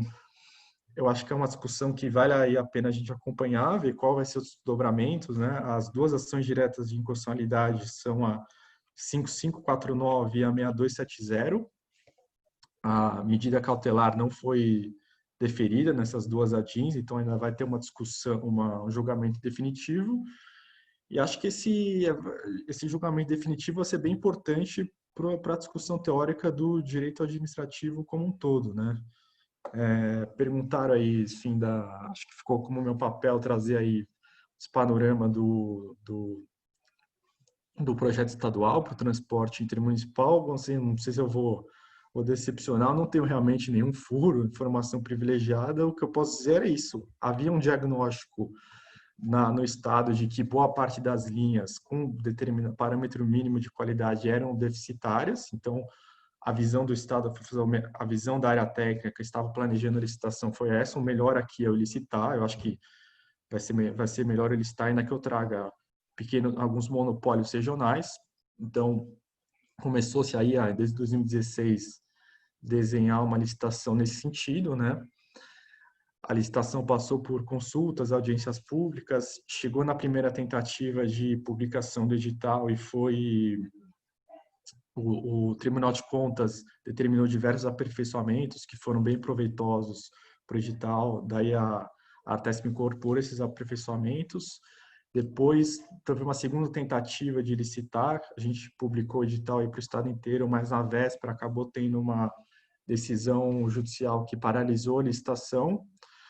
Atualmente, o Estado já conseguiu que não tenha nenhuma decisão judicial impedindo o prosseguimento da licitação. Tem só uma decisão que causa uma certa insegurança, mas ela não proíbe o início da licitação, ela proíbe a adjudicação do objeto, ainda está esperando julgar em segunda instância essa. E o que aconteceu foi que no início aí da gestão atual do governo Dória, o governo entendeu proveitoso fazer uma série de aperfeiçoamentos no modelo previsto para a licitação. Esses aperfeiçoamentos começaram a ser feitos para preparar a nova publicação do edital, mas aí nesse meio tempo, no começo do ano, veio também aí a crise do Covid, que tornou um cenário praticamente impossível de você retomar uma licitação com toda a insegurança que está atualmente. E acho que o cenário basicamente é esse, né? Superada aí a crise do Covid, o governo vai ter que avaliar se vai realmente fazer a republicação digital. Mas a discussão um pouco mais ampla que eu queria pôr era essa. Atualmente, o diagnóstico feito no Estado era que o melhor era licitar, mas não necessariamente sempre vai precisar ser assim. Se a gente tem um futuro que muda as características do serviço e uma das características do serviço se torna mais indicativo um outro regime, eu acho que seria, sim, constitucionalmente possível, mas isso, de repente, pode ser travado por essa discussão teórica que a gente está tendo no atual momento, né? Então, só queria, assim, trazer essa discussão, porque acho que é bem interessante, tá? Basicamente é isso. Obrigado aí a oportunidade, novamente. Se quiser discutir mais, perguntas, estou à disposição. Maravilha, Guilherme. Muito boa a sua exposição. Eu acho que você tocou num tema bastante ácido, né, do direito administrativo, que diz respeito aí ao dever de licitar, que é um verdadeiro dogma do direito administrativo aqui no Brasil, né? Existe muita resistência, mas eu acho que seu discurso vai bem em linha com uma doutrina mais moderna que está tentando desmistificar esse suposto dever de licitar para tudo e toda e qualquer hipótese, né? Eu acho que tem um texto bem interessante do professor Carlos Arisson de Feld e do professor André Rosílio, que se chama Existe um princípio universal da licitação? Publicado em uma coletânea de artigos de direito administrativo da editora Malheiros, que acho que está bem em linha com alguns dos pontos da sua fala. E eu acho que também, assim, a gente está vivendo um momento, de fato, de revisitação de institutos. Acho que esse é um tema importante. Eu acho que a lei das estatais, ela caminhou um pouco nesse sentido, né? Na medida em que ela trouxe, ao lado das figuras de inexigibilidade e dispensa de licitação, uma outra figura que é a da inaplicabilidade da licitação, como chama o professor Marçal Justem Filho. Então, eu acho que a gente tem caminhado aos poucos e de forma talvez um pouco devagar nesse sentido, mas eu acho que é muito importante o debate ser trazido à tona de fato, como você bem fez, para a gente repensar esses paradigmas que a gente tem, né? E que, por vezes, impede um avanço, né? Em setores regulados, em setores de infraestrutura. A gente poderia, às vezes, a gente acaba inviabilizando inovação, inviabilizando modelos mais adequados, inclusive da perspectiva dos usuários, por uma espécie de apego a concepções que já estão, em alguma medida, ultrapassadas, né? Então, acho que foi muito pertinente sua colocação e dialoga bem com um impasse em concreto aqui do Convide, que é do reequilíbrio de contratos feitos sem licitação, né? Como a gente vai contornar uma jurisprudência que existe de órgãos do judiciário, órgãos superiores, né, como o STJ, de que não cabe reequilíbrio nesses contratos. Eu acho que vem bem em um bom momento a sua colocação. Letícia? E agora, eu vou passar a palavra para o... Oi. Desculpa interromper, assim, antes de passar a palavra ao nosso presidente, só gostaria de pontuar também, assim como você acaba de fazer, a fala do Dr. Guilherme Pellegrini é bastante interessante. Primeiro porque vem de um agente público encarregado do controle interno também do órgão em que atua, da Procuradoria-Geral do Estado, se somando à visão do Dr. Ivan Lima, um advogado talvez um dos maiores especialistas, se não o maior especialista no setor que nós temos no Brasil hoje. A fala do Dr. Guilherme, do Dr. Ivan, em primeiro lugar, chama a atenção para o aspecto da realidade do setor, como ele funciona. E o Dr. Guilherme Pellegrini, com toda essa experiência na gestão pública, ele chama a atenção para a insuficiência do nosso direito administrativo atual fazer frente a essa realidade que é tão complexa. E é interessante nós refletirmos sobre isso. Eventualmente, o nosso direito administrativo ele já não existe mais. E aqui eu uso a expressão com bastante consciência. Talvez não seja uma mudança no direito administrativo, mas seja o fim do que nós entendemos como direito administrativo, dentro dessas caixinhas que são tão estanques, tão amarradas e que não olham para a realidade. Então, essa ideia de que existe um princípio geral, que tudo deve ser licitado, a ideia de que a autorização tem um figurino muito específico, que é diferente do figurino do contrato, que é diferente da permissão, eventualmente todos esses rótulos já não ajudem nada no enfrentamento de problemas complexos como o que nós vivemos no dia a dia do direito administrativo e mais ainda numa situação excepcional como essa. A fala do Dr. Guilherme me deixou bastante motivado em perseverar nessa reflexão, porque vem de um ator público, de uma entidade com a reputação que tem a PGE e que durante muito tempo foi vista como um órgão mais conservador, mas aqui nós vemos uma fala bastante otimista da necessidade de revisitar esses institutos, não por um mero ajuste teórico, mas porque a realidade clama por uma nova abordagem, assim como o Dr. Ivan também nos mostrou. Eventualmente, o nosso direito administrativo ele não funciona mais, nós precisamos de algo novo para lidar com tantos desafios. Desculpe interromper, doutora Letícia, doutor Ronaldo, que falará na sequência, mas eu achei importante pontuar para a necessidade de nós estarmos atentos a esse movimento. Muito obrigado. Perfeita a sua colocação, doutor Guilherme. Compartilho o mesmo sentimento, também fiquei exatamente com essa impressão. Bom, então agora vou passar a palavra para o doutor Ronaldo, que além de presidente da Comissão de Direito Administrativo aqui da OAB de São Paulo, é especialista e mestrando em Direito Administrativo pela FGV Direito São Paulo e procurador do município de São José dos Campos. E eu estou bem ansiosa para assistir aí a exposição do Dr. Ronaldo, porque já fiquei sabendo que ele está com alguns projetos na área de mobilidade ali no município de São José dos Campos e estou ansiosa para ouvi-lo. Então é com você, Dr. Ronaldo. Muito obrigado, doutora Letícia. Em primeiro lugar, bom dia a todas e todos. Quero agradecer aí aos nossos convidados que palestraram aí antes de mim. Muito obrigado a todos, doutor Ivan, doutor Guilherme. Obrigado às intervenções da doutora Letícia, doutor Guilherme Jardim também. E o fato é que quando se é o derradeiro, o último a fazer a apresentação, isso é sempre um grande desafio. Viemos aí num grande crescendo, apresentações maravilhosas. Fato, doutor Guilherme Pellegrini, a sua fala foi realmente impactante. Por que não, não é? Por que não pensarmos em derrubar essa mágica, essa mítica do dever de licitar também para transporte coletivo, mas inclusive urbano, não é?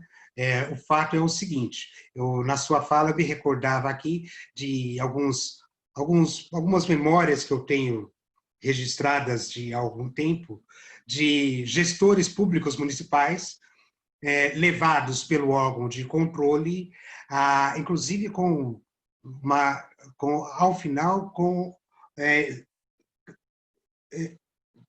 com sanções que redundaram na mitigação dos seus direitos políticos, por conta da ausência de licitação de transporte público municipal. Ou seja, o fato é que a licitação é um dever, vem a ser considerada pelos órgãos de controle como um dever, e a única dúvida que me ocorreu aqui de imediato, inclusive da sua fala, foi a questão de uma eventual desorganização do setor na ausência da licitação. Me recordo aí de algumas situações em que uma concorrência desleal até com o transporte alternativo, estamos falando no âmbito municipal, mas a sua fala também já traz a atenção à possibilidade e à necessidade da regulação enquanto instrumento para mitigar esses efeitos. O fato é, fantástica a sua provocação e, quiçá, evoluamos. Não faz muito sentido mesmo em vários serviços que se tenha a priori como um dever de licitar a ser considerado. Bem, além de cumprimentar os nossos palestrantes, quero cumprimentar também todos os nossos ouvintes aí, os acadêmicos de direito, as acadêmicas de direito, os profissionais que estão aqui com diferentes interesses, ou acadêmicos ou profissionais, por conta dos nossos temas. E eu farei uma apresentação que está dividida em duas partes. Na primeira parte, eu pretendo abordar aqui alguns aspectos desafiadores do setor também, em linha com o que já abordaram alguma parte com alguns outros amigos, ainda no período pré-pandêmico. Em especial, a doutora Letícia abordou bastante algum ponto sobre isso. E na segunda parte, eu vou abordar uma modelagem de transporte coletivo urbano que é totalmente inovadora, inexistente nas cidades brasileiras e que pretende enfrentar os desafios que o setor se depara, que é uma modelagem do município de São José dos Campos, onde atuo como procurador, que está atualmente em procedimento licitatório, doutor Guilherme Pellegrini, e quiçá será brevemente implantada até em razão do fato de estarmos com os prazos de vigência das concessões atuais às vésperas do seu encerramento. Portanto, temos uma brevidade aí, uma urgência na tramitação desse procedimento licitatório. Pois bem, sem delongas, nessa primeira parte, quero destacar que o setor de mobilidade, ele de fato tem um problema gravíssimo de financiamento, um problema de funding, de escassez de fontes alternativas de custeio, né? E, ao mesmo tempo, com a modicidade tarifária, enquanto um postulado necessário a ser observado. E uma primeira questão que eu gostaria de apontar, também vindo de um advogado público, essa observação que eu farei. Eu creio que todo acadêmico ou todo pesquisador do setor de mobilidade acaba se deparando com uma situação, com uma forma perversa de financiamento do serviço de mobilidade, que eu gostaria de destacar aqui. Quando eu faço essa referência à modelagem perversa, eu estou apontando uma questão relacionada à fixação daquilo que o setor aponta como passageiro equivalente, que quem não está próximo do setor, esclareço, vem a ser aqueles usuários do serviço que efetivamente pagam a passagem. Não obstante, existam determinadas categorias de usuários, ou beneficiários das gratuidades, ou beneficiários dos descontos tarifários, falamos aqui de meia entrada, e que, ao final das contas, esses passageiros beneficiários ou das gratuidades ou dos descontos têm a fruição do seu serviço financiada pelos demais usuários, né? Evidentemente, a questão entra aí por questão evidente do fluxo de caixa, isso vai entrar na conta da tarifa de remuneração. Então, eu destaco que é evidente que as gratuidades, os descontos tarifários para determinadas categorias de usuários são necessárias, são essenciais, porque contribuem com o acesso universal à cidade, não é? Que é um dos objetivos aí da política nacional de mobilidade urbana. Mas o que eu destaco é que a ausência de foco na implantação dessas gratuidades e desses descontos, sem um recorte que direcione esses benefícios exclusivamente aos usuários que compõem as faixas mais baixas de renda da população, acaba fazendo com que os usuários não beneficiários dessas gratuidades acabem financiando os serviços de outros beneficiários que integram faixas de renda mais altas. Então, na prática, assim, por exemplo, os desempregados, os trabalhadores autônomos que não têm acesso ao Vale Transporte, por exemplo, eles acabam financiando o transporte de outros usuários em melhor condição econômica, e que teriam condição de pagar pela fruição do serviço, né? Então, temos uma questão em que se defrontam, de um lado, a implantação do acesso universal à cidade e da mobilidade, por meio dos benefícios dessas amplas categorias de usuários, e, de outro lado, a questão da modicidade tarifária. E é uma questão que me parece que precisa ser olhada.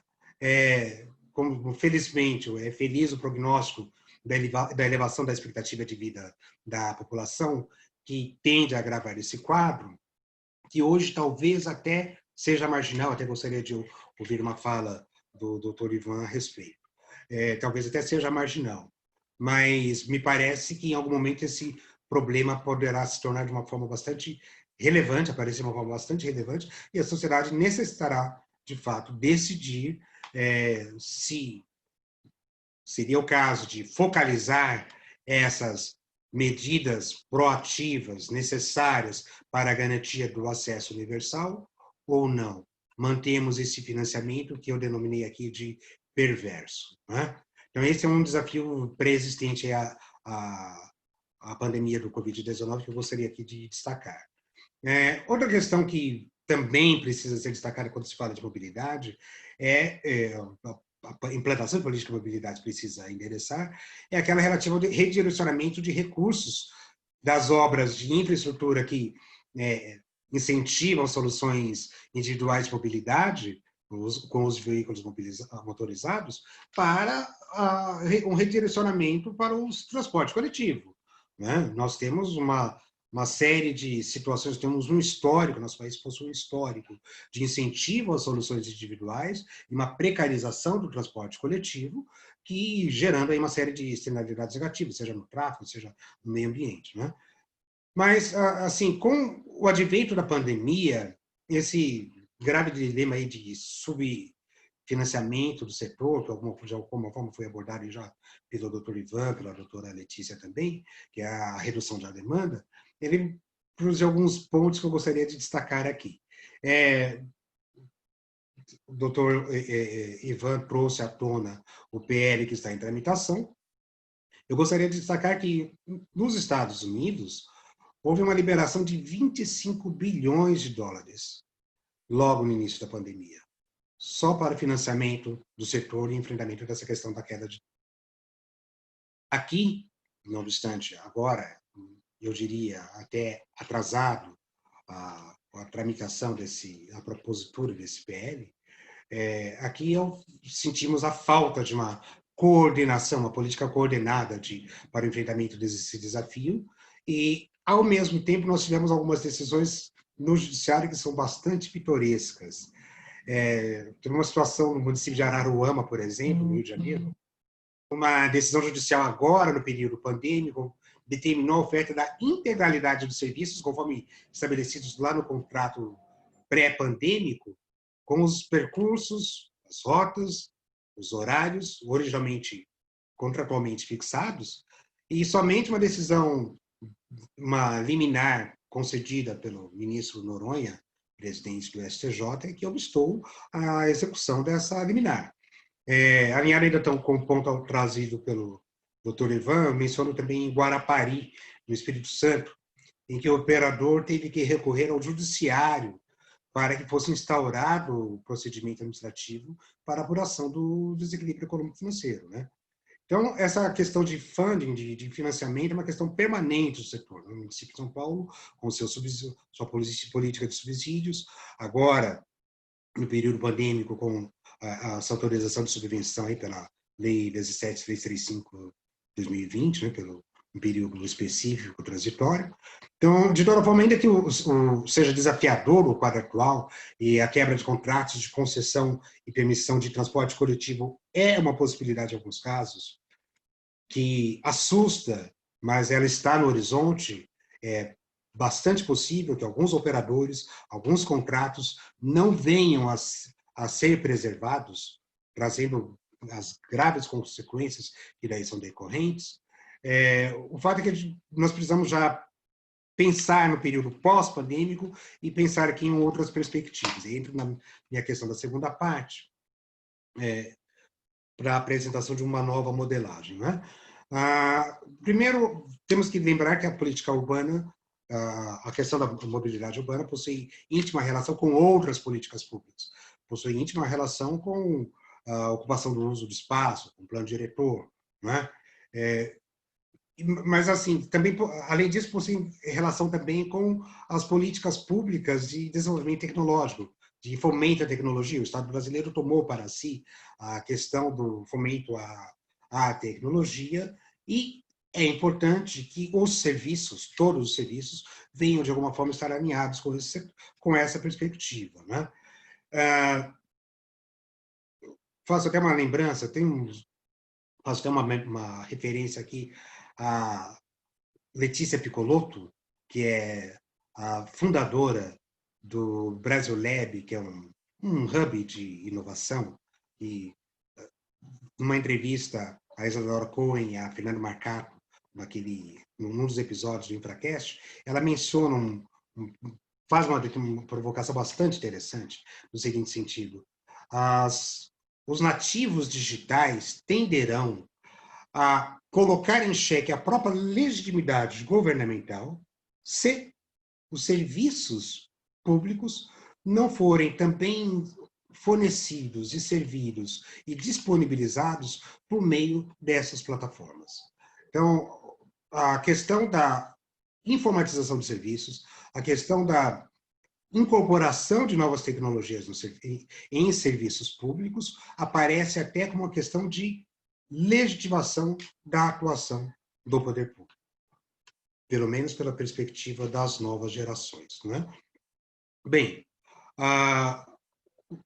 com a ampla disseminação aí dos smartphones, né, com essa nova economia que a ampla digitalização permite, possibilita, a popularização dos aplicativos, a chegada aí de Uber, Cabify, 99 e determinados aplicativos no setor, trouxe impactos para o setor. Me recordo aí de um estudo que, algum tempo atrás, eu vi do IPEA sobre a relação íntima da atuação desses aplicativos com o serviço de táxi. Não cheguei a ver, embora tenha pesquisado, não cheguei a verificar algum estudo específico aqui no Brasil, apontando uma relação direta entre uma queda de demanda do serviço de transporte coletivo com a utilização desses aplicativos. O Dr. Guilherme Pellegrini também possui esse desafio no seu setor de transporte intermunicipal, com o Blá Blá, alguma coisa. Temos alguns aplicativos nesse setor também. Então, o fato é que as plataformas trazem um desafio para o sistema conforme ele está consolidado hoje. E, de alguma forma, nós temos que pensar numa nova modelagem de sistema que agregue também as plataformas virtuais para o sistema, que não poderá mais ser simplesmente nessa situação ordinária, regular e corriqueira de simplesmente uma parada, assim, as rotas flexíveis e ou melhor, rotas fixas e pontos de parada fixos, né? Que é o sistema normal e ordinário do serviço. Um primeiro marco evidente dessas mudanças foi implantada no município de Goiânia. Foi a primeira tentativa aqui no Brasil. Com o Citybus, né, desenvolvido pela Via, é um projeto que eu cheguei a pesquisar bastante, porque no início das minhas pesquisas de mestrado, eu acabei, era um objeto inicial de foco. Qual o detalhe desse serviço? O principal característica desse serviço é que ele oferece os serviços de transporte sob demanda dentro de um contrato originalmente firmado numa concessão de transporte regular, com ônibus, né? E o serviço sob demanda oferecido por meio de aplicativo. Esse aplicativo, esse tipo 2.0, foi pensado originalmente para atuar exclusivamente nos bairros centrais da cidade de Goiânia, né? Mas com tarifas flexíveis, o objetivo dele original seria fazer uma competição com os aplicativos que estão autorizados para atuar naquela cidade. E sobre o aspecto do arcabouço jurídico institucional, o fundamento para essa inovação que Goiânia fez foi o artigo 13 da Lei de Concessões, que permite a segmentação de serviços, fornecimento e disponibilização de serviços diferenciados e, portanto, daí o fundamento para essas tarifas diferenciadas em relação à tarifa regular. Existem outras modelagens também, mas eu gostaria de fazer alguns comentários sobre uma modelagem. Há modelagens que ainda não foram, estão estudos em andamento em outros municípios e modelagens que ainda não foram implantadas. Então, eu gostaria de fazer alguns comentários sobre a modelagem que se pretende implantar no município em que atuo como procurador do município, São José dos Campos. Fizemos a contratação de uma equipe da Fundação Getúlio Vargas, coordenada aí pelo professor Ciro Biderman, professor da Fundação Getúlio Vargas, e também pela doutora Patrícia Alencar. Essa equipe, uma equipe fantástica, que produziu um grande material e uma grande pesquisa aplicada, trouxe enquanto benchmark para esse projeto de implantação Londres, um projeto aplicado em Londres, com essa perspectiva da Mobility as a Service, mobilidade como um serviço. A gente que se passe a enxergar a mobilidade não com essa visão tradicional, mas enxergando o conjunto da mobilidade como serviço. E a partir do momento que se enxerga a mobilidade como serviço, enxerga os seus diferentes operadores de mobilidade, não só o operador do transporte coletivo para o ônibus, mas também o operador do serviço de bikes, o operador do serviço de patinetes, os táxis, ou seja, toda a mobilidade enquanto um serviço único. Basicamente, seria essa a ideia. Então, o grande diferencial que esse modelo de São José dos Campos propõe é uma justaposição dos dois tipos de serviço. O serviço ordinário, aquele que cada um de nós guarda aqui na sua memória, no seu cotidiano, aquele serviço com rotas e horários fixos, mas também, pelo mesmo prestador, sendo oferecido também um serviço sob demanda, tanto com rotas fixas, como também com rotas flexíveis. Ou seja, enxergando-se aqui um desenho muito próximo àquele desenho dos aplicativos que cada um de nós aqui eventualmente já foi ou é usuário. Além disso, uma outra novidade, uma outra grande inovação que essa modelagem propõe é uma separação, porque ordinariamente todo o aspecto de software que está atrelada à execução dos serviços, à prestação dos serviços, é fornecida pelo próprio operador, né? Somam-se as duas coisas. Então, a questão do caixa, isso certamente que acontece, por exemplo, nas concessões que estão aí sendo cuidadas e que saem em breve e estarão sendo lançadas aí pela Artesp, mencionadas pelo Dr. Guilherme Pellegrini, ordinariamente somam-se ali as duas etapas, tanto a operação efetiva dos serviços, quanto a operação de qualquer tipo de plataforma que seja necessário. Ou seja, vai ter um fornecimento de Wi-Fi, por exemplo, é o próprio operador do serviço a ele será imputada essa obrigação, esse dever, essa responsabilidade. O desenho que está sendo, essa modelagem que está na praça hoje, proposta por São José dos Campos, que adveio dessa pesquisa aplicada dessa equipe da Fundação Getúlio Vargas, ela fez essa separação. Deixa de um lado a operação efetiva do serviço e de outro lado as plataformas de tecnologia, e fazendo uma separação desses tipos de plataformas de tecnologia, né? Essas plataformas que eu vou mencionar logo mais, elas hoje estão sendo objeto de um procedimento de manifestação de interesse.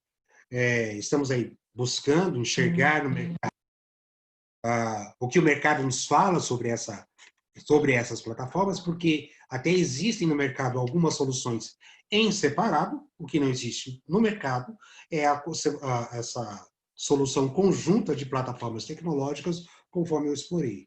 E, em razão disso, eventualmente, o que ao final nós teremos desse processo, desse procedimento de manifestação de interesse, tanto poderá vir a ser um procedimento licitatório, uma concessão, ou, quiçá, talvez até uma outra inovação, que seria a utilização daquele novo fundamento legal que nós temos, um novo marco regulatório que cuida aí em comparação de novas tecnologias, de ciência e tecnologia, né?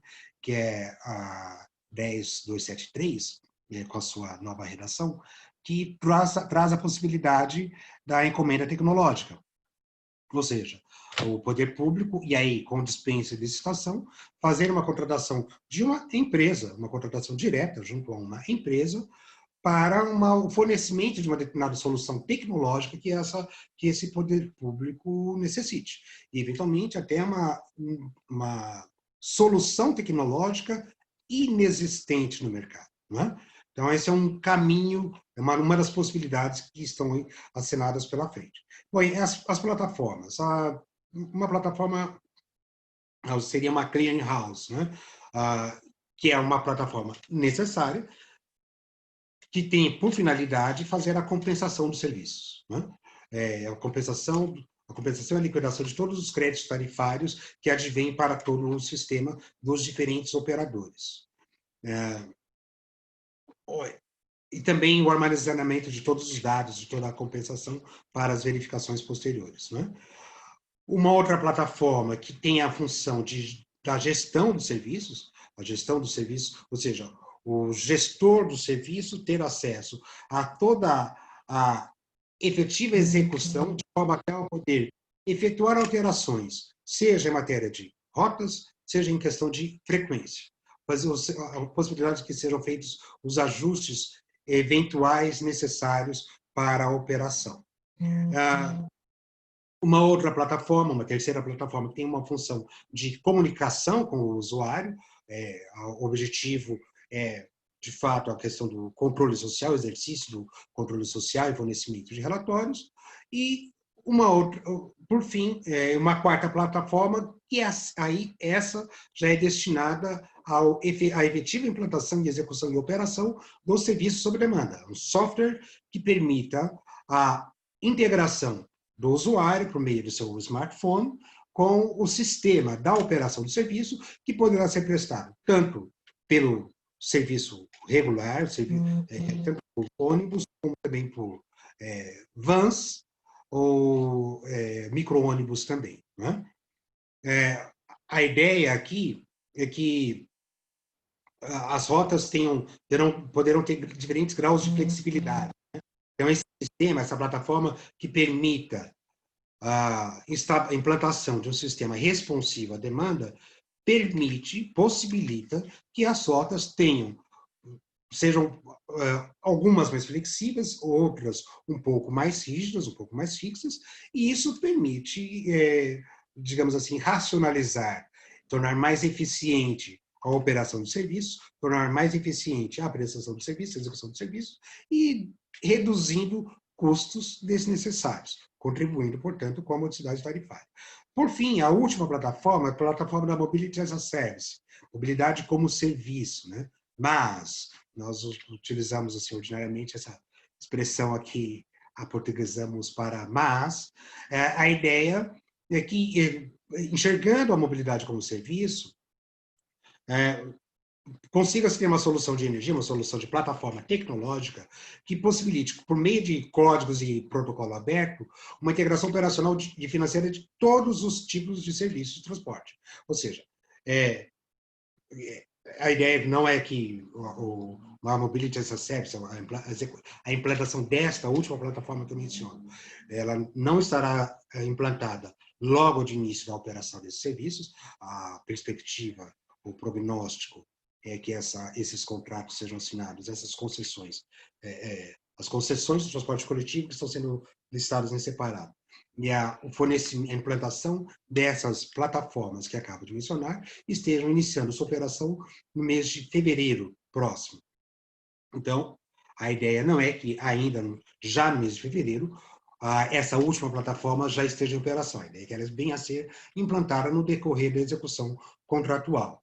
Mas, a partir do momento da sua efetiva implantação, será possível que diferentes meios de pagamento venham a ingressar no sistema, né? Ou seja, permite, portanto, uma integração tarifária de todo o sistema, seja o patinete, seja o bike, seja táxi, seja, não importa. Qualquer operador de mobilidade inquirido pode aderir a essa plataforma, e diferentes meios de pagamento também poderão integrar os seus serviços e aderir também a essas plataformas. Bem, basicamente é isso. Esse é o nosso grande desafio. Uma última palavra. Essa modelagem teve início num período pré-pandêmico, ainda em 2017, 2018. Então, todo o estudo econômico-financeiro que foi construído foi com base em dados pré-pandêmicos. Em razão desta urgência e emergência, essa espada de Damocles mencionada, que vem a ser o encerramento dos prazos contratuais das atuais concessões, não se fez possível uma revisão desses estudos. E qual foi a solução encontrada que mitigará, a ideia é essa, mitigará essa impossibilidade de revisão desses estudos para esse período pós-pandêmico? Foi a previsão de ajustes operacionais. Todo o primeiro período de 12 meses de implantação da operação dos serviços, de execução desses serviços, será um período de ajustes. O objetivo será de verificação da efetiva demanda e ajustes, tanto em frequência quanto em fornecimento de oferta, ajustando-os com a respectiva demanda. E, ao final desse período de 12 meses, terá início a primeira revisão ordinária, já assim previsto no procedimento licitatório, com vistas a mitigar essa impossibilidade fática da revisão dos estudos econômico-financeiros que embasaram as propostas dos proponentes aí, mas, de alguma forma, possibilitar que se dê o prosseguimento do projeto concessionário. Esse é o nosso grande desafio. Bem, é isso. Eu pediria agora à Secretaria, por gentileza, eu compartilhei um arquivo, por gentileza, Secretaria. Poderia subir, fazer um upload, por gentileza? Apenas por curiosidade, eu gostaria de apresentar para todos, para quem for interessado no tema de mobilidade, e essa questão de mobilidade enquanto serviço, para a questão da mobilidade, com a sua interconexão com as novas plataformas digitais. Esses dois livros são livros que eu tive acesso aí no momento dessas pesquisas iniciais que eu fazia ainda pelo mestrado. Esse primeiro livro de uma editora, Barbara Flood, é muito interessante, uma editora, ela coordena esse livro, são vários autores, uma autora suíça, e esse segundo livro, esse primeiro livro da editora, não sei se está bem visível, editora Springer, né? Smart Mobility Connecting Everyone.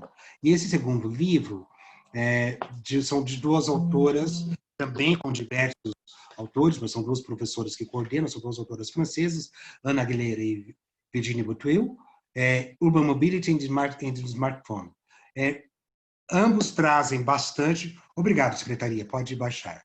Ambos aprofundam o tema e, eventualmente, aqueles que sejam estudiosos sobre o tema, sobre o assunto, e tenham interesse em aprofundar as suas discussões e pesquisas, ficam aqui duas sugestões. Mais uma vez, obrigado a todos e passo a palavra. Obrigado. Aguardando eventuais questões. Muito obrigada, doutor Ronaldo. Poxa, eu confesso que eu não poderia imaginar quanta coisa dá para a gente evoluir, né, em se tratando de transporte público coletivo. Então, eu queria parabenizar você por essa iniciativa, por todas as pesquisas que vocês fizeram. Eu tenho certeza que vai ser bem inovador e que vai poder ser replicado em vários municípios brasileiros. Como conciliar a inovação com um serviço público tão necessário, né, aqui no país. E todos os pontos que eu acho que dá para a gente avançar. E eu acho que talvez, ouvindo a sua fala, eu fiquei refletindo que talvez até mais difícil do que modelar um projeto de infraestrutura seja modelar a contratação dessas plataformas de tecnologia, né? Porque, enfim, você estava comentando sobre todas as funcionalidades que estão sendo estudadas e são coisas que talvez há 5 anos atrás fossem inimagináveis, assim, né? Coisas que a gente tem hoje e é difícil imaginar o que pode surgir lá na frente também. Então, em alguma medida, fazer uma modelagem para a contratação dessas funcionalidades, pensando nos possíveis futuros avanços tecnológicos, né? Como contemplar esses também na prestação dos serviços é um desafio tremendo. E você tem feito isso com maestria, acho que ficou muito claro aqui pela sua exposição. Então, acho que a gente só tem que parabenizar pela sua iniciativa, pelo engajamento e também agradecer por compartilhar com a gente essa experiência. Então, já se pode dizer que tão bem sucedida ali para o município de São José dos Campos. Eu acho que, eu dei uma olhada aqui no Q&A, eu acho que a única pergunta que havia sido feita já foi respondida, então eu queria ver com o Dr. Guilherme Jardim se valeria a pena devolver a palavra para os expositores fazerem algumas considerações finais antes do encerramento, ou a gente já encerra, eu não sei se alguém tem questões. Não, olha, eu acho que, bom, eu, por mim, ficaria aqui muitas horas, ainda aproveitando do tempo do Dr. Ivan, do Dr. Guilherme, do Dr. Ronaldo e o seu também, mas infelizmente a gente tem uma limitação. Mas a pergunta me parece pertinente, doutora Letícia. Então eu acho que seria interessante que nós pudéssemos ouvir os palestrantes sobre essa pergunta exclusivamente e nenhuma outra, então já encerramos a fase das perguntas. E já que nós estamos falando de inovação, aproveito aqui para convidar a nossa audiência. Na próxima semana, o tema do nosso webinar é justamente contratações públicas para inovação, com um time de especialistas, uma mesa exclusivamente feminina, novamente, de mulheres pesquisadoras, advogadas, que estão na linha de frente das inovações do setor público. Então, fiquem atentos, no mesmo site onde foi feita a inscrição, estão todas as informações das nossas palestrantes, doutora Carolina Foz, doutora Carolina Mota, doutora Patrícia Pessoa e doutora Renata Pussetti, todas envolvidas com o tema da inovação e que estarão no nosso webinar na próxima quarta-feira, no mesmo horário. Então, sugiro que a nossa audiência faça a inscrição para que siga acompanhando essa discussão e devolvo a palavra à doutora Letícia para que transmita a pergunta aos nossos palestrantes e já agradeço enormemente a todos pela presença. Essa é a minha última intromissão aqui nessa proveitosa conversa. Muito obrigado, doutor Ivan, muito obrigado, doutor Guilherme, doutor Ronaldo, doutora Letícia. Foi muito boa essa manhã e os comentários no chat confirmam isso, todos cumprimentando vocês pela brilhante exposição. Realmente uma honra e eu diria mais para a nossa audiência, que um privilégio poder ouvir essa turma toda junta falando sobre um assunto tão importante. Bom, perfeito. Obrigada, doutor Guilherme. A única pergunta que foi feita aqui no Q&A havia sido respondida pelo Caio, mas eu acho que vale a pena a gente ouvir os expositores. E foi a seguinte: quais os principais desafios atualmente que os municípios enfrentam na inovação dos transportes públicos municipais frente à LGPD? As cidades estão em conformidade a essa lei federal em caso de ser aprovada sua entrada em vigor já em agosto deste ano? Foi uma pergunta do Silvio Tadeu de Campos. Agradeço ao Silvio pela questão. Eu vou passar, então, desde logo para o doutor Ivan, para ele trazer suas considerações finais. E, na sequência, ao doutor Guilherme e ao doutor Ronaldo. Bom, primeiro eu queria agradecer, foi muito bom. Desde já eu adianto que eu compartilho de várias das premissas que foram colocadas por todos os palestrantes. As conclusões eu ainda tenho que refletir sobre elas, mas as premissas com certeza a gente compartilha. Por exemplo, a questão dessa quebra do grande dogma da licitação. Eu acho que isso é produtivo não só do ponto de vista sobre qual natureza jurídica da contratação vai ser feita, ou por autorização, permissão, concessão e etc., mas também para a gente repensar a necessidade de licitação de contratos que estão acabando a vigência, que precisam ser, que estão desequilibrados e que você consegue modernizar para prorrogação. Até temos uma lei muito boa aqui em São Paulo sobre prorrogação de contratos e tudo mais. Do ponto de vista, então, fica essa provocação, que demandaria um foro especial também para discussão. Do ponto de vista do Dr. Ronaldo, eu sou um entusiasta dessa discussão. Eu sou um defensor de que após a lei de mobilidade urbana, nós não temos que ter mais contratos de prestação de serviço por transporte coletivo sob pneus. Nós temos que ter contratos de concessão de mobilidade urbana, que tem uma série de escopos, dentre eles a prestação de serviço, como, por exemplo, a bilhetagem eletrônica, como, por exemplo, a assunção de infraestruturas de terminal, de corredores, de BRT, de publicidade, e a partir daí você consegue ter vários elementos de captação de receita para o transporte que não só necessariamente seja feita pelo usuário e a gente possa preservar a modicidade tarifária. Do ponto de vista também, cabe uma discussão muito interessante sobre isso, mas já sou favorável. E, por fim, com relação à pergunta da doutora Letícia, também é um tema muito relevante essa questão da LGPD, do que foi feito. O escritório faz parte, eu coordeno um grupo na UITP, que é uma associação, que é uma instituição internacional de transporte coletivo, capitaneada pelo Dr. Caio Figueiredo, inclusive, que é a discussão justamente da LGPD dentro do transporte coletivo.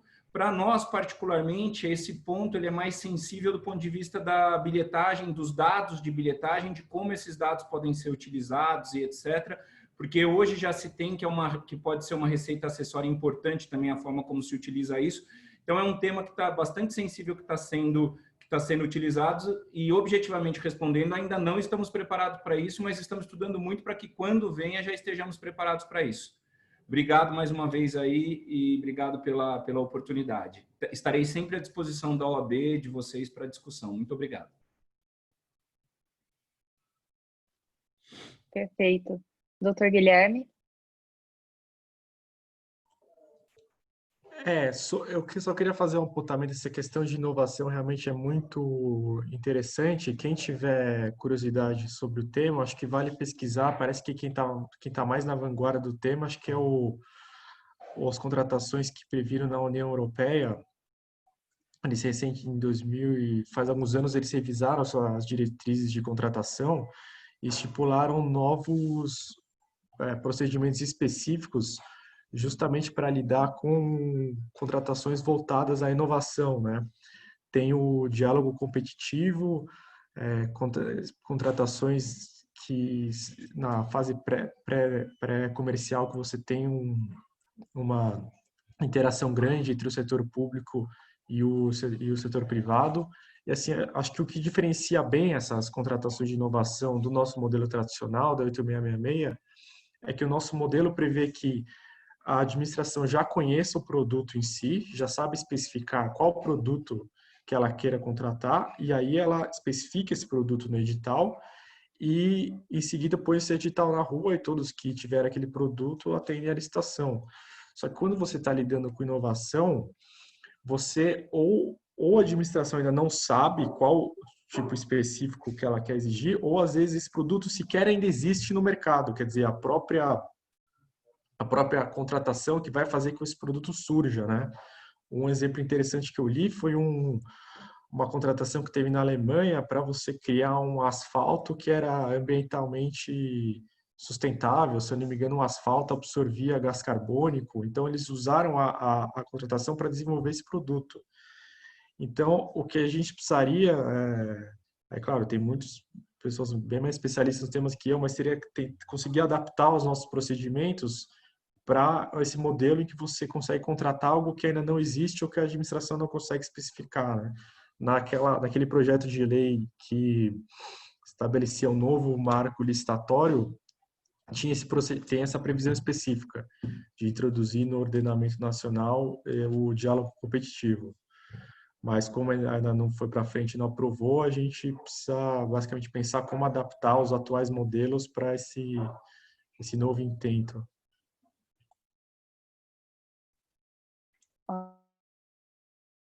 Ótima lembrança. Você quer complementar? Desculpa.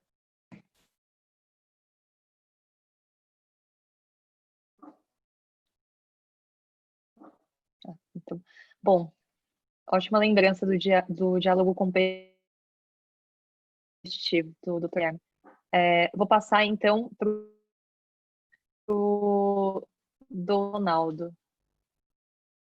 Muito obrigado, doutora Letícia. Exato, excelente lembrança, doutor Guilherme. O diálogo competitivo, que é o objeto hoje do PL que está em tramitação, demorada, bastante demorada no Congresso Nacional, mas ainda que não tenhamos o diálogo competitivo, nós temos outras ferramentas, não é? E o PMI parece ser uma ferramenta bastante hábil para isso, porque ela possibilita justamente isso, que é o fato da conversação, do diálogo, da conversa, da troca de experiências, desenvolvimento conjunto de projetos entre o poder público contratante e o mercado, né? Muitas vezes o poder público, e na verdade esse PMI que eu mencionei na minha fala, ele surgiu de uma problemática que nós tivemos, que foi a própria elaboração e construção do termo de referência para uma eventual licitação. E aí foi nessa hora que, alto lá, vamos precisar conversar com o mercado para enxergar se é possível ou não. E fizemos um PMI, está sendo absolutamente fabuloso esse procedimento.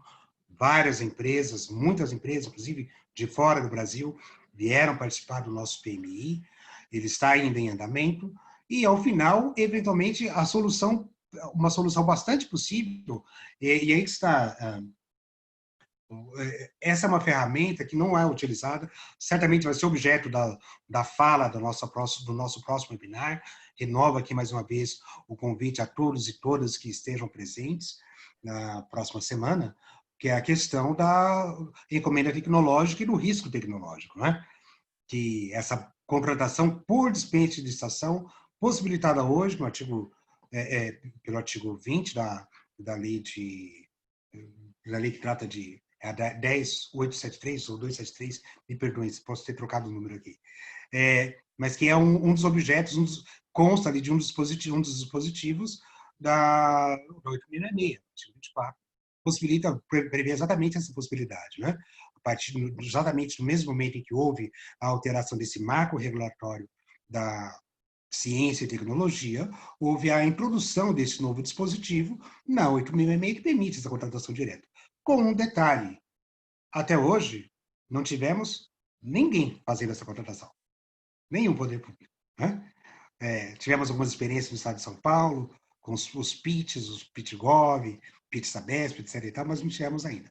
Quem sabe, nesse projeto todo, São José dos Campos venha a ser também, mais uma vez, um ponto aí de trazer uma inovação. E o último detalhe é só que também pretendemos que